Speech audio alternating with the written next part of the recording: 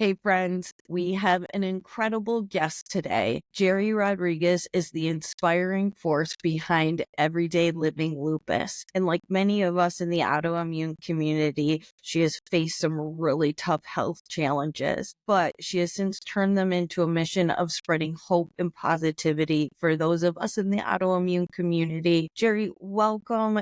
Thank you for being here, and really just thank you for being a bright light in our community. Hi, everyone. My name is Geri. I'm born and raised in New York City. I was diagnosed with lupus in 2017, and I started sharing my story online, mainly on Instagram. You can find me at Everyday Living Lupus, mainly just to find support and connection from other lupus warriors like myself. And then 6 years later, I also got diagnosed with Sjogren's and non-Hodgkin's lymphoma. So it's been, a bumpy roller coaster ride.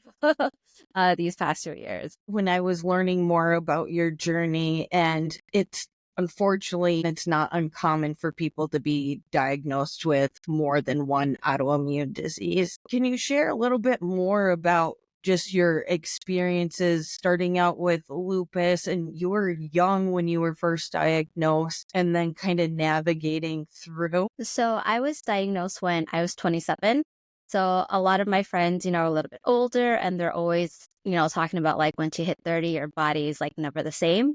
So I sort of thought, I'm 27, maybe I'm just at that age where, my body is just, it's achy and it's just, that's how it's supposed to be. So I guess I was sort of gaslighting myself and I didn't know it at the time. I thought, that it would eventually go away if, like I just exercise a little bit more. But it progressively got worse to the point where, just walking, it hurt. I couldn't like open doors to my makeup. My joints were just literally on fire. Like I was in just so much pain. So I went to go to my primary care. But again, because my symptoms were invisible, she mainly brushed it off and was basically like, you know what, you're young, Tylenol, exercise should help. It should go away. And again, I'm thinking, my doctor knows best. So at the time, she was my only like point of contact, anything health related. So I trusted what she was telling me. So I went along with it. And then, again, it never went away until it progressively got worse. That's when I started having chest pain. I had shortness of breath. My legs and my feet started to swell up. My cousins were like making fun of me because I don't know if you know like the Cabbage Patch Kids. I don't know if I'm gonna age myself, but that's how I look. and Just so swollen. it was so swollen. So again, my symptoms were now clearly visible. So it's like, okay, we gotta like figure out what's going on. So because everything was now, visible, we were able to, run the test, do scans, do whatever. But again, I had to progress until, I finally was able to get like taken seriously. But again, once we started doing the testing, it was a matter of like weeks, I want to say, and then I got my diagnosis. Okay. The challenge with these diseases sometimes is like the symptoms can feel so like disparate and vague. You question yourself, am I making this up? And then it has to get to a point where it's so severe that there's no doubt that you Yeah. are Yeah. sick.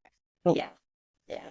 So again, and then like once I got the diagnosis, it was, I guess their bedside manner wasn't the best because I guess, they go through this every day. So it was basically like you have lupus, it's a chronic, illness, there's no cure. And we're going to start you off with Plaquenil and prednisone. We'll see you in a few weeks. So I was just like, okay, what am I supposed to like do with that information? So again, I was sort of still in denial at that point because I was like, I know something's wrong with me. I don't want it to be that. So maybe it's something else that's curable. So again, I went to go see a second opinion. It was still lupus. And I went to a third one. It was still lupus. So again, reality was hitting in. And I was just like, this is going to be like my new normal. And, I was going to have to live with this forever. But I went to 3 doctors because I was still like, there's no way. I'm 27. Like, this can't be real life. So I was just like, run more tests, do anything, like, do it again. It could be wrong, but it wasn't the case. Well, there's such a mourning period when you're diagnosed, and it just feels like such a heavy weight. Yeah. So a long time for me to finally, accept that. You go through those like 5 stages of grief. And again, I was in that denial phase for a really, really long time. Like, no, this is not it. And then, I was angry and I'm just like, what did I like do to deserve this? Like, I'm a good person. Like, why me? Like, why am I going through this? So again, you sort of like question life and it's just why me? Like, why am I going through this? And like, why am I going through this hardship? Again, I was 27. I felt that I was at like my prime age. Like, I had a new job. I was dating a new guy. So I felt like I was on cloud nine. And then this just like fell on top of me. And, I felt like my world was like basically crumbling. One of the questions we get a lot is words of wisdom to your younger self. And I think during that period when you're recently diagnosed and you feel the weight of the world on you, what would you say to your younger self during that dark period, knowing what you know now? I would tell myself that I'm stronger than I thought. When I was going through this, I thought, again, like I said, I thought like my whole life was over and I just didn't know how to push forward. But now, again, it's now been 7.5 years and, I'm still here. I am thriving. I am learning how to like live with, this disease. And, um, I'm not going to like let it define like who I am as a person. Like lupus is a part of me, but lupus is not me. So that's what I would have told my younger self is just like, there's a light at the end of the tunnel and, it's not the end of the world. It, I can relate in that it took me a long time to get to that point where there is a light at the end of the tunnel. It's hard to see in those early stages. I didn't know what lupus, entirely was. I was just told like it's a chronic illness, it's not curable, but I had no idea what the impact of it was going to be like on my body, on my life, or like other people around me. So again, it was a whole learning curve as to like how was I going to like live with this disease. So I think as time went on, I got used to a new normal. It's definitely a process as far as you mentioning learning more about the disease and learning how to live with it. How did you cultivate that resilience mindset of getting through? There is a light at the end of the tunnel. How did you get from the despair to the bright light? So again, it definitely was not overnight. It took, Yeah. it took a long time. And I think I got to the point where I felt that I guess I was grateful that I was still alive. I know it's bad to like compare, journeys and everything, but I just sort of look at it like it could have been worse. And, I am thankful, I'm still here. We caught it early enough. And, it's just something that I just didn't want to dwell on because again, if you're dwelling on the past so much, like you're missing out on your present.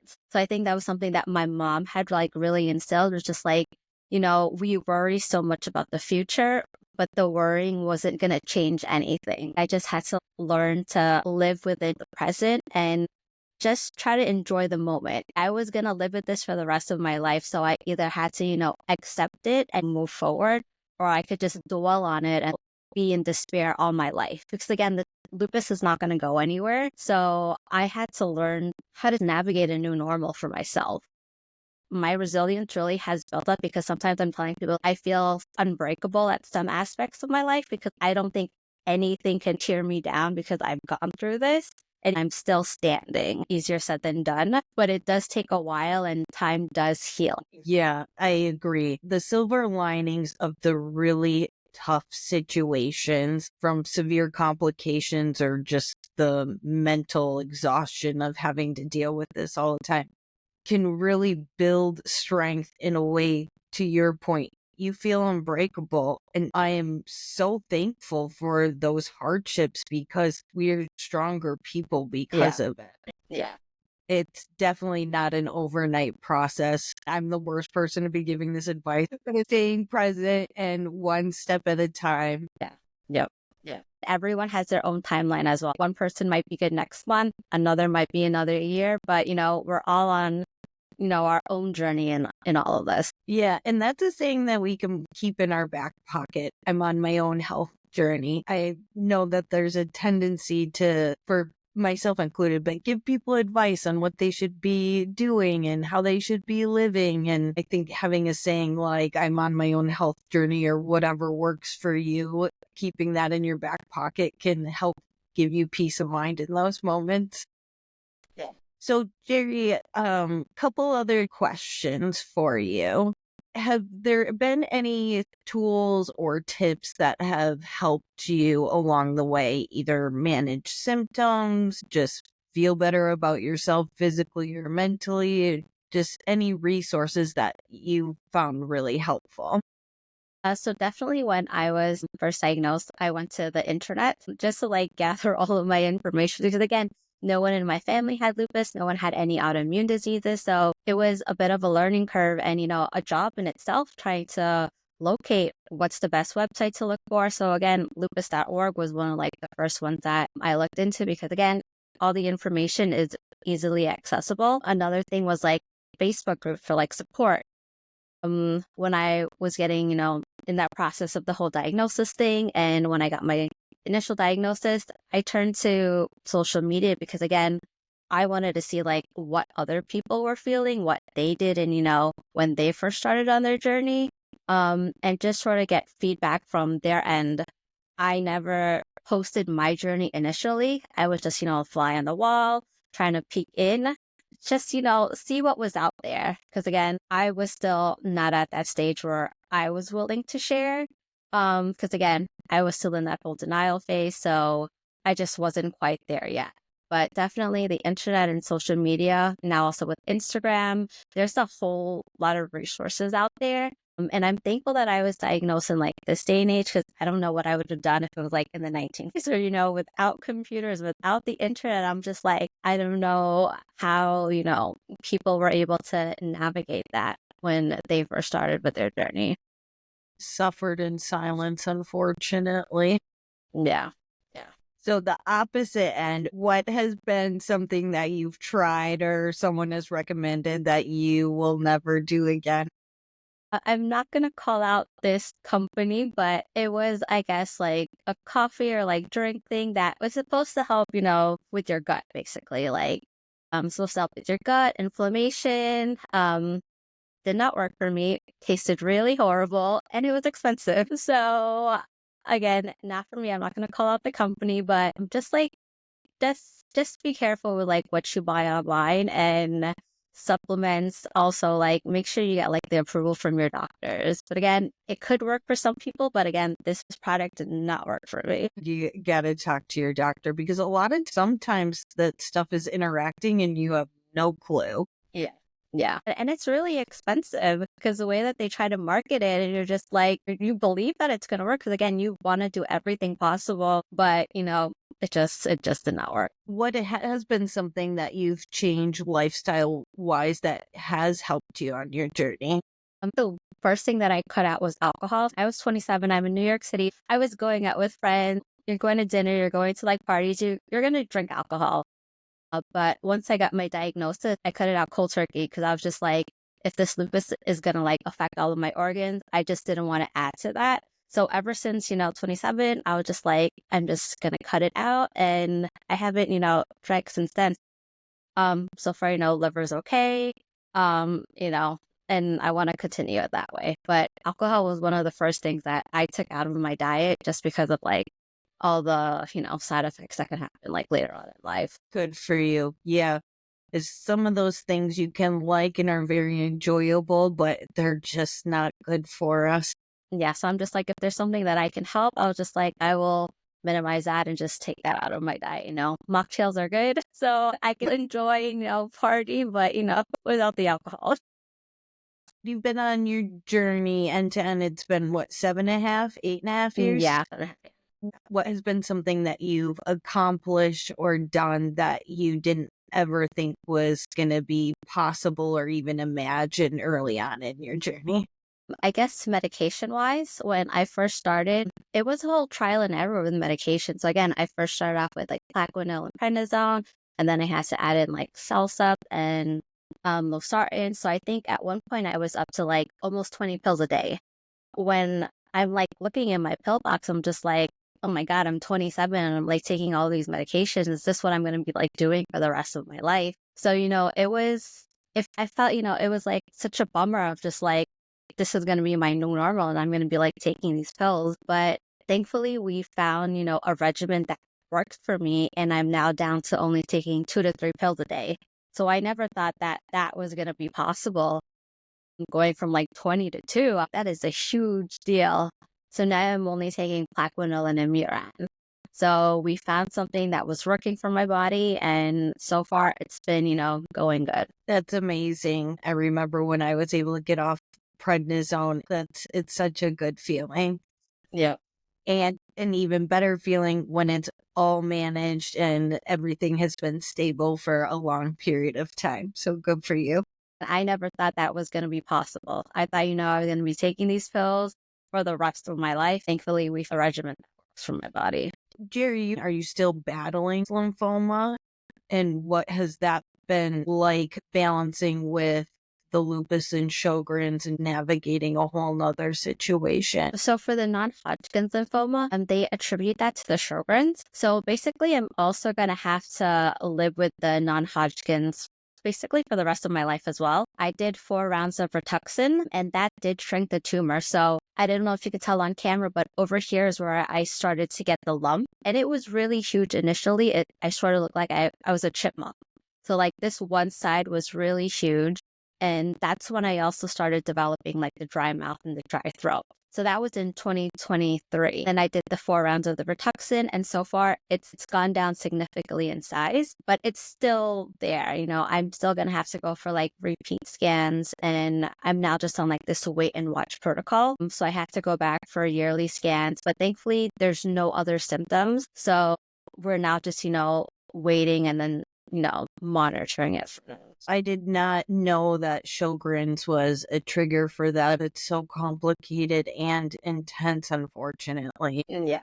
When I first started developing, the symptoms and I found the lump, we just thought it was Sjogren's because dry eyes, dry mouth, and then my salivary glands, everyone just thought it was going to be Sjogren's. But with the MRIs and the biopsies, that's when we found out that it was both. It was unexpected because they're telling me, oh, you're young, it's connected to the lupus, Sjogren's is a sister disease. No one thought non-Hodgkin's until we got the results of the biopsies. And I did have to get, 2 biopsies. And then I had another second opinion at another hospital. Everyone said the same thing. So I like going to second opinion, third opinions, get more knowledge because I went through that whole denial phase again. So I just try to get as much information from doctors, make sure we got everything. Well, and even if they come to the same conclusion, I'm sure you're getting different perspectives and pieces of information from each one. Yeah. Yeah. You're managing all that, but you are still such a positive person. I appreciate your energy. How do you manage all the things that life throws at you when we're navigating these conditions? I think at one point, I'm lucky in one aspect that I get to work from home. So my spoons is sort of conserved on that end. I don't have to wake up as early. I don't have to commute to go to the office. So my spoons are, conserved for that. Once I'm off from work, I'm literally just going to go back on my couch. So, Yeah. I do have that extra free time in between to create content, to do stuff for like social media. And another thing is that just to have that connection with like other people is also what sort of drives me also to create the content, because when I first started this, I was more on the hunt to get the connection from others because I did have the support from like my family and friends, but I didn't have the same support, like from someone that was also in my shoes.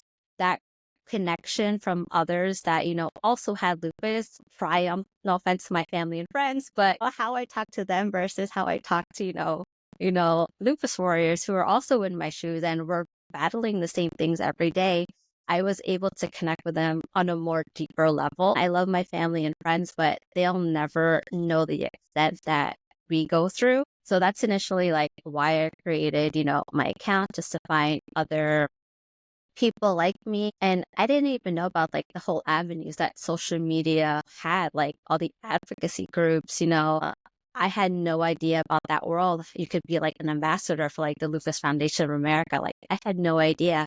And like because of like my Instagram account, I became a writer for Lupus. I'm sharing my personal stories, tips and tricks, and it's now being read by, people all over the world. Connections like that. Even like with the podcast, just meeting other people. It's been amazing trying to find, people like me, and then you're interacting, and that's really has pushed me as well. A large autoimmune community, but I have found that is so tight knit. Even connecting with you, you build such deep relationships because we all have experienced so much on our journeys. I quite frankly find it really incredible. There's good that comes along with social media, even though it gets a bad rap a lot of times. Yeah. Any other last words of advice or words of encouragement for anyone out there navigating their own autoimmune journey? I would tell people to learn how to advocate for themselves. And when I was initially diagnosed, I took, my doctor's advice because I thought, the doctor knew best, and I just went with it. I wish I was a little bit more adamant in the very beginning as to like, no, something's like wrong. Like we should like check this out now before it progressed. And that's one thing that I want to like tell others is that you have to be your own self-advocate, because it's not always going to be your doctor or your care team. It has to be you. And if something's wrong, you know your body the best. So you have to fight to make sure that you get the proper care that you need. And if you don't have a good doctor that listens, go find another doctor. We only, we have to be the one to stick up for ourselves at the end of the day. Especially for those of us who tend to be people pleasers and just want to do what our doctors tell us. So it's so important to ask questions and don't be afraid to speak up. It's your body, it's your situation. Yeah, when I was getting diagnosed, I only had my primary care because I was healthy. I didn't have to go to like any other specialist. So I was really trusting my doctor, thinking that, she was going to take care of me. The whole medical gaslighting thing was really new to me. And I thought it was only a story that I went through. But hearing other people, everyone sort of has their own story with medical gaslighting, which was, really surprising to me that it wasn't only me. It was something that we know was going on within the community, which it's really saddening to hear. Yeah, unfortunately, it happens a lot within the autoimmune community, especially because the symptoms can be so vague and all over the place. They're just hard diseases to manage, and it all contributes to this unfortunate chain of events. And another thing that I want to also add is like finding support. You do not have to go through this journey alone. Like there is support online. Social media has been excellent in finding other people like, ourselves. So definitely you do not have to go through this journey alone. There's someone out there that you can like talk to or reach out to. The resources that we have online has also been really helpful. I've even found within the different Facebook groups, like, okay, you have some that are only holistic healing, and then others who are only medication but the point is that there's varying degrees of where people are on their health journeys. So if you don't quite find the first fit, just like getting second and third opinions, go try out a few different ones and see what really kind of works for you and where you're at. Yep.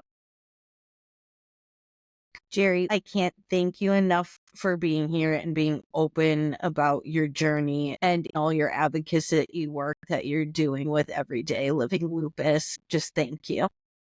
Thank you too. It was so nice to do this one-on-one podcast with you, Karen. Invigorate friends. Remember that you have more strength than you realize, and we're here to support you every step of the way. Take care.